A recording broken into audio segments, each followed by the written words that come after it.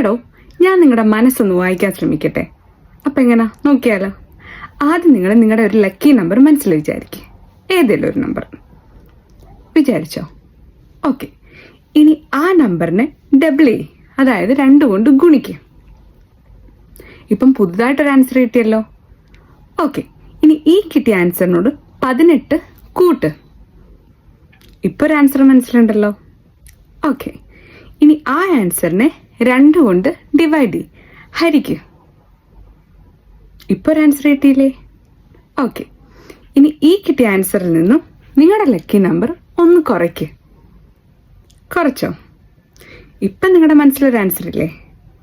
ആ ആൻസർ, അതായത് ആ നമ്പർ ഏതാണെന്ന് ഞാൻ പറയട്ടെ. ഞാൻ പറയുന്ന ആൻസർ കറക്റ്റ് ആണെങ്കിൽ എന്നെ എന്തായാലും ഫോളോ ചെയ്യണം.